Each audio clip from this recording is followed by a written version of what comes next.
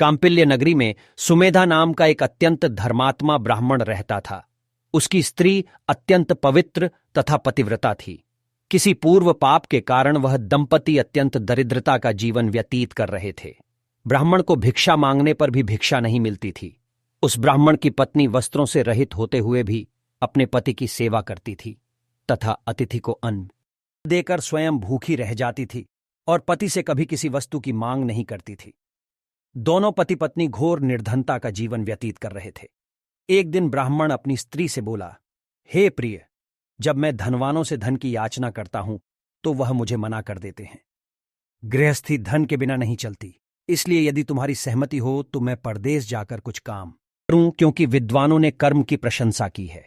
ब्राह्मण की पत्नी ने विनीत भाव से कहा, हे स्वामी, मैं आपकी दासी हूं।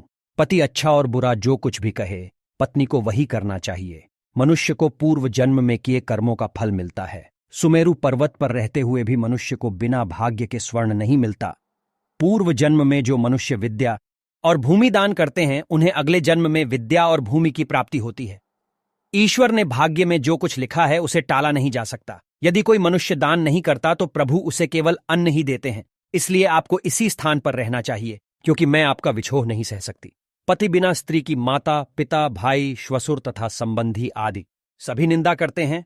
हंस लिए, हे स्वामी, कृपा कर आप कहीं न जाएं।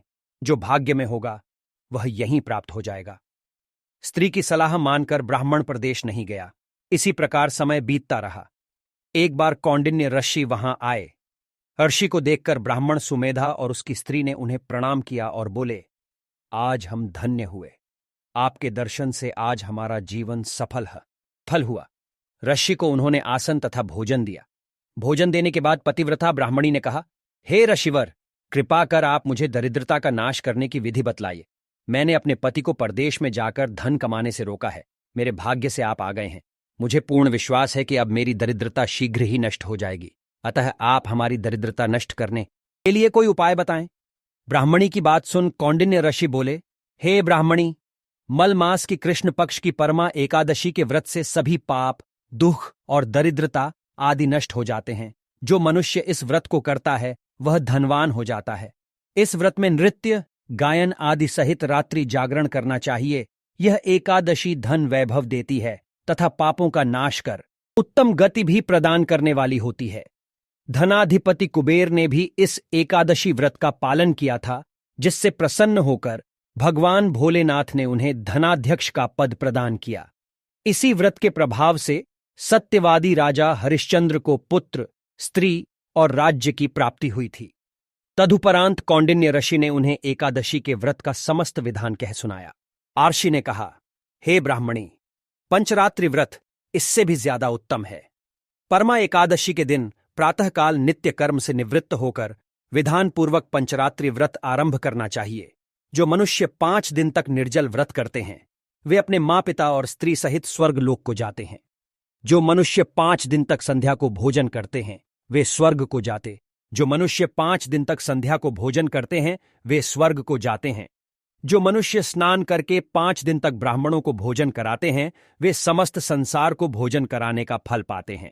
जो मनुष्य इस व्रत में अश्वदान करते हैं उन्हें तीनों लोकों को दान करने का फल मिलता है। जो मनुष्य उत्तम ब्राह्मण को तिल दान करते हैं वे तिल की संख्या के बराबर वर्षों तक विष्णुलोक में वास करते हैं। जो मनुष्य घी का पात्र दान करते हैं वह सूर्य लोक को जाते हैं। जो मनुष्य 5 दिन तक ब्रह्मचर्य पूर्वक रहते हैं वे देवांगनाओं के साथ स्वर्ग को जाते हैं। हे ब्राह्मणी, तुम अपने पति के साथ इसी व्रत को धारण करो। इससे तुम्हें अवश्य ही सिद्धि और अंत में स्वर्ग की प्राप्ति होगी। कौंडिन्य ऋषि के वचनानुसार ब्राह्मण और उसकी स्त्री ने परमा एकादशी का 5 दिन तक व्रत किया। व्रत पूर्ण होने पर ब्राह्मण की स्त्री ने एक राजकुमार को अपने यहां आते देखा। राजकुमार ने ब्रह्मा जी की प्रेरणा से एक उत्तम घर, जो कि सब वस्तुओं से परिपूर्ण था, उन्हें रहने के लिए दिया। तदुपरांत राजकुमार ने आजीविका के लिए एक गांव दिया। इस प्रकार ब्राह्मण और उसकी स्त्री की गरीबी दूर हो गई और पृथ्वी पर काफी वर्षों तक सुख भोगने के पश्चात वे पति पत्नी श्री विष्णु के उत्तम लोक को प्रस्थान कर गए।